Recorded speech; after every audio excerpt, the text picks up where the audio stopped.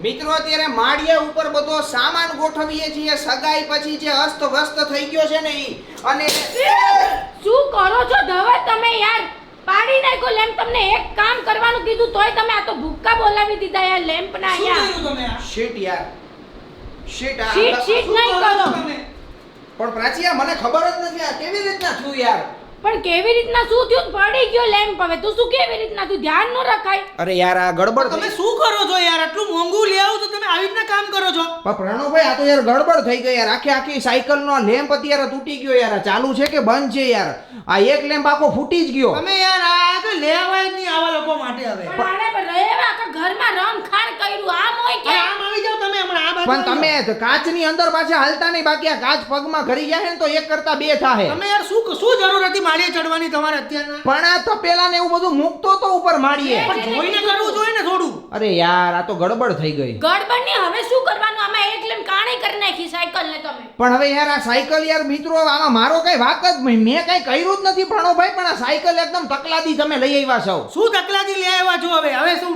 મંગાવવાની પાછું બાલ મારે લંડન થી અરે પણ લંડન ની વાત નથી પણ આમાં તો જરીક જેવો આઈડો એવો ભેગો તમારો લેમ્પ તૂટી ગયો પણ આવું તમારે કરવાની જરૂરત જ નથી કોઈ વસ્તુમાં અરે પણ પ્રાચીયા તું યાર ધ્યાન રાખતી એક કામ કરવામાં 10 કામ તમે વધારો છો ઈ તમારું કામ અરે યાર આ તો બહુ મોટી નુકસાની કરી યાર આ બાજુનો કાચ લાગી હશે આ આખો લેમ્પ મિત્રો તોડી નાખ્યો અને હવે આ લેમ્પ હવે ક્યાં મળશે કેમ મળશે કઈ ખબર નથી હું શું કહું છું કે તમે જાણો તો ખરા જોવ તો ખરા અરે શું જો હવે આમાં આવે આ શું હવે તોડી નાખ્યું તમે તો આનું આવો પણ આમ ભૂક્કા બોલાવી દીધા ધવલ પણ પ્રાચીયામાં મારો કાંઈ વાક નથી મિત્રો તમે વિડીયોમાં જોયું હશે મારો વાક નથી હું તો માળિયા ઉપર ચડ્યો તો અને વસ્તુઓ બધી મૂકતો તો હવે કેવી રીતના તૂટ્યો મને ખબર પાછું મૂકીને નો આવ્યા એમને ઉતરી ગયા નીચે પણ મને બીક લાગી મેં કીધું હું ભપ થઈને થયું પણ ભપ થઈને તમારે હલાવવાની જ નહોતી આપણું ખબર હતું કેવી જગ્યાએ આપણે લગાડી છે કે સાયકલ હલે નહીં તોય તમે ધ્યાન ન રાખ્યું અને ઉપરથી એમ પણ એવી રીતના આમાં લેમ્પ પડી જાય પ્રણવભાઈ હાલે આ તકલાદી આનો બલ્બનો વાક હતો ને તમારો નહોતો હા તે મારો વાક જ નથી પણ હવે આમ નહીં બધાને કાચ પાછા પગમાં આવશે તો એકનું બીજું થશે અહીંયા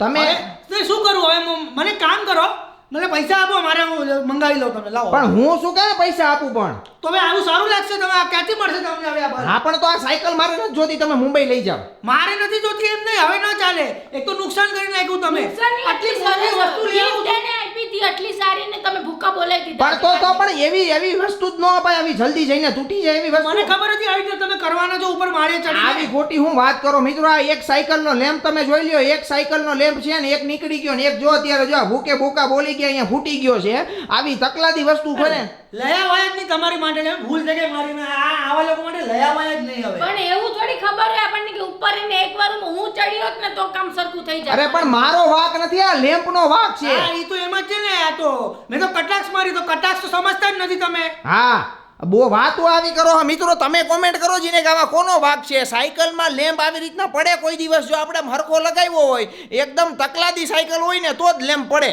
સમજ્યા તમે શું તકલાદી હવે આ જવા દે આમાં કઈ તમે કાઈ નહીં મને પૈસા આપી દો હું મંગાવી લઉં અરે હું પૈસા આપી દયો પણ તો તમારે નથી કરવું હવે આમ જ રાખવું છે હા તો એ એમનેમ જ રાખશું બીજું એનું શું કરવાનું બીજો ફોડી નાખો કાઢી નાખો ને એટલે પતી જાય હા એ બીજો ભાઈ બીજા બીજું એને હમણાં એને કહો ગણપતિ બાબા સાફ કરો એટલે બીજો લેમ્પે પડી અરે ભાઈ તું આ કાચ સાફ કરને લવારી ખોટી આવી સવારે તમે કરો હું કઈ તમે આ બાજુ ઉભા રહો ને પગમાં તમારા કાચ લાગી હશે હા આ આખું ઘર કાચ કર્યું છે મિત્રો હવે આમાં શું કરવું ઈ જોઈએ તમે કોમેન્ટ કરો ફટાફટ મિત્રો મારી નણંદની સગાઈનો પ્રસંગ પત્યો છે અને ધવલ હવે થોડાક ઇમોશનલ થઈ ગયા છે રોવા જેવા થઈ ગયા છે એનું કારણ આપણે હવે ધવલને જ પૂછીએ કે ધવલ તમને કેમ આટલા બધા ઇમોશનલ થઈ ગયા છો એટલે રોવા જેવો ને ઇમોશનલ થવાનું કારણ એક જ છે કે આપણી બેનનો પ્રસંગ હોય અને આપણી સગી બેન હોય હવે આ સગાઈ એક એવો પ્રસંગ છે કે સગાઈ પછી હવે ડાયરેક્ટ લગ્ન આવે ને લગ્ન પછી આપણા ઘરની અંદર આપણી બેનનો કોઈ પ્રસંગ ન થાય કારણ કે એ પછી સાસરે વહી જવાની હોય ને સાસરે વહી જાય એ આપણા માટે એક સૌથી દુઃખી સમાચાર કહેવાય મિત્રો કારણ કે સાસરે ગયા પછી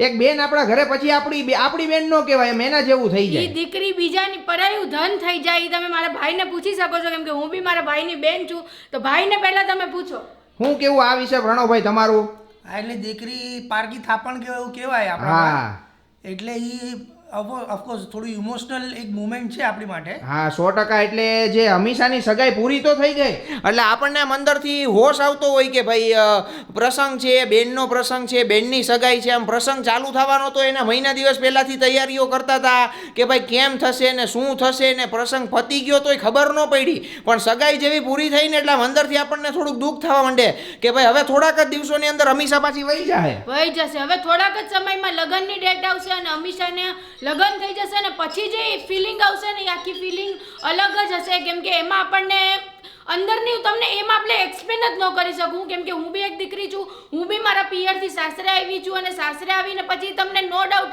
બહુ જ ખુશખુશાલ હો તમે, પણ માનું ઘર એ માનું ઘર કહેવાય. પ્રેમ તમને ત્યાં જે મળે ને એવો તમને ક્યાંય ન મળી શકે, માનો પ્રેમ જે હોય નહીં. 100% વાત સાચી છે. એટલે આજે એક એવો દિવસ આવી જાય કે આપણને અંદરથી એમ થતું હોય કે આપણે રોઈ લઈએ, આમ ખૂણો પકડીને 2 કલાક લગી આમ રોઈએ ને ડોલું ભરાઈ જાય ને ડોલું પછી જે આંસુની ભરાણી હોય ને એનાથી પાછા આપણે નાહી લઈએ ને પાછા રોઈ લઈએ.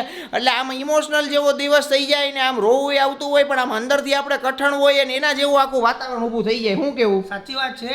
એક અલગ જ આ એક એક્સપિરિયન્સ છે જે લોકો આવી રીતે જતા હોય બહેનોને, હા. અને પછી એ લોકોને શું યાદ આવે બહેનોની વહી ગઈ પછી હવે પાછી ક્યારે આવશે, એટલે એ બધા વિચારો આવવા લાગે તમને. 100%. મેન તો ઈ યાદ આવે કે ભાઈ બહેન નું જે બાંધણા હોય બાંધતા હોય ને ઈ મેન યાદ આવે. મને તો અત્યારે જેમ કે હું ને મારો ભાઈ જે બાંધતા હતા ને પિયરમાં ઈ એક વિચારવા જેવું હતું કે ત્યાર પછીનું જે અત્યારનું હવે અન્ડરસ્ટેન્ડિંગ થઈ જાય. પહેલા તમે બાંધતા હોય અને પછી લગ્ન પછીનું તમારું એક અન્ડરસ્ટેન્ડિંગ અલગ જ થઈ જાય. ઈ બાંધવાનું ભૂલાઈ જાય, મસ્તી ભૂલાઈ જાય, બધું ભૂલાઈ જાય. એટલે ઈ ફિલિંગ તો એકદમ અનોખી જ હોય છે. અને તમારે બી જો ભાઈ બહેનને તમે વિડીયો શેર કરતો તો તમે જલ્દી વિડીયો શેર કરીને ભાઈ બહેનને ફીલ અપાવી દેજો કે બેન દીકરી સાસરે જાય તો કેવું ફીલ થાય છે. 100%. એટલે અમારા ઘરે આજે એવું વાતાવરણ થઈ ગયું કે ભાઈ આપણે બેનનો પ્રસંગ તો ઉકલાવી દીધો, પણ આ પ્રસંગ ઉકલાવીને હવે જે લગ્ન આવશે તો લગ્ન પછી જે આપણા ઘરની અંદરથી દીકરી બીજાના ઘરની અંદર જશે તો એ વિચારીને આપણને ક્યારેક રોવું આવી જાય એમ. કારણ કે હજી જો કે વાર છે એ બધી વસ્તુઓને, પણ એ વિચાર તો આપણને અંદરથી આવતા જ હોય ને એ વિચાર આપમાં જ આપણે રોવા માંડીએ. રોવાનું ન હોય એમાં ઈ ખુશ જ હોય. અને વિડીયોને જલ્દી લાઈક કરો, શેર કરો, તમારા ભાઈ બહેન સાથે વિડીયોને શેર કરો. અને તમારે બી જો કોઈ એવી મેમરીઝ હોય તો કોમેન્ટ કરીને અમને જલ્દી કહેજો, એટલે અમને બી ખબર પડે કે તમારા ભાઈ બહેનનો પ્રેમ કેવો હતો ઈ. અને વિડીયોને જલ્દી લાઈક કરી દો. મિત્રો, જેવી મારી બેનની સગાઈ પૈતી અને 1 થી 2 દિવસ થયા ને એટલે ઘરમાં તાવ આવી ગયો છે. જેટલા પણ માણસ છે ને એ બધાયને તાવ ચડી ગયો છે, એકદમ કળતર થઈ ગઈ છે અને વીકનેસ આવી ગઈ છે. અને પ્રાચીની હાલત સૌથી વધારે ગંભીર છે.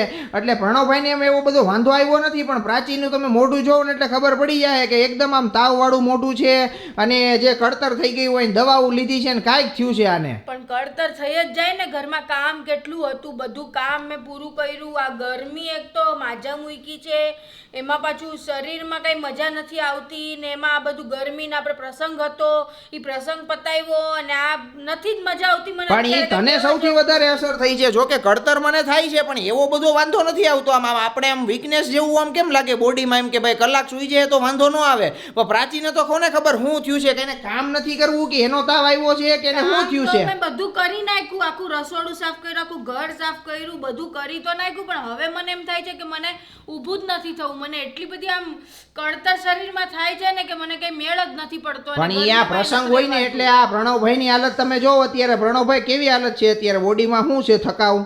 પેઇન તો થાય છે બોડીમાં, પણ પ્રાચીને વધારે છે. મને તો પેઇન એટલે આમ કળતર જેવું થાય છે. પણ એક વસ્તુ છે કે સાસણ ગયા હોત ને જરા આરામ થઈ જાય તમને. સાસણ ગયા હોત તો આરામ થઈ જાય, પણ ઈ તો તાવ તો ન્યા ગયા હોત તો ન્યાય આવી જાત આપણને. ના ત્યાં આરામથી અહીંયા વધારે છે. ત્યાં જરાક ઠંડક રહે, મજા આવત. સ્વિમિંગ પુલમાં નાત બધું કરે. ઈ સ્વિમિંગ આપણો થાક ઉતરી જાત અને આરામ થાત. અહીંયા તો આ કામ કરીને થાકોડો લાગ્યો ને એનો તાવ વધારે આવી ગયો. પણ તું બધું કામ અહીંયા રસોડું ઘર આખું ચોખ્ખું ન કરવું પડત તો કરી તો નાખ્યું મેં એટલું, થોડું ઘણું તો થઈ ગયું છે. 70% 30% બાકી છે, તે આરામ કરીને થઈ જાત. હું તમને એમ કહેતી તમારી વાત બધી બરોબર છે. પણ મિત્રો, આપણે ઘરે પ્રસંગ હોય ને એટલે ઘણી વખત આપણે આવું જોયું છે કે આપણા ઘરે પ્રસંગ હોય ને એ પ્રસંગ પતાવીએ ને એના પછી આપણને તાવ આવી જ જાય છે. કારણ કે ઘરનો પ્રસંગ હોય અને પ્રસંગ ઉકેલો હોય, મહેમાન આવ્યા હોય, દોડાદોડી વસ્તુ લેવા દેવી બધું કર્યું હોય એટલે એમાં પણ હવે મૂંઝાવાનું ન હોય. રોશો કે શું કરસ તું? રોતી નથી, મને કળતર થાય છે. એમ થાય સુઈ જાવ અત્યારના, મને કોઈ ઉઠાડો નહીં ને બોલાવો ને એવું મને અત્યારના. એટલે તારું કહેવાનું એમ છે કે આજે તું રસોઈ નહીં બનાવ ને આપણે બહારથી ખાવું જોઈએ પ્રણવભાઈ?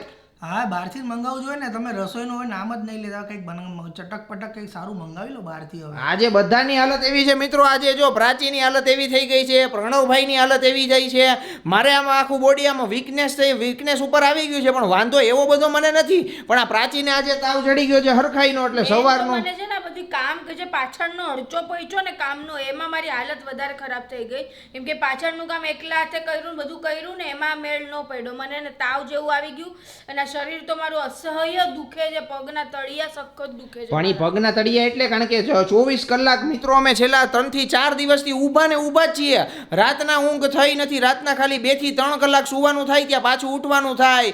પાર્લર હોય, મેકઅપ હોય, મહેમાન હોય, બધા આ છે રેડી થતા હોય. પ્રસંગ માણવો હોય તો પછી થોડીક તો તકલીફ થાય ને. પાછળનું જે કામ હોય એ આપણે જ કરવું પડે, એટલે એમાં કોઈ શંકાને સ્થાન નથી. પણ હવે જે થયું એ આપણે ચલાવવાનું છે. અને તમે વિડીયોને લાઈક કરો અને શેર કરો. અને જો તમારા ઘરમાં આવું તમારી સાથે થયું હોય કે તમારે પાછળનો અડચો પહોંચ્યો હોય ને તાવ આવી જાય ને શરીર દુખવા માંડ્યું હોય તો બી મને કોમેન્ટ કરીને કહેજો તમે.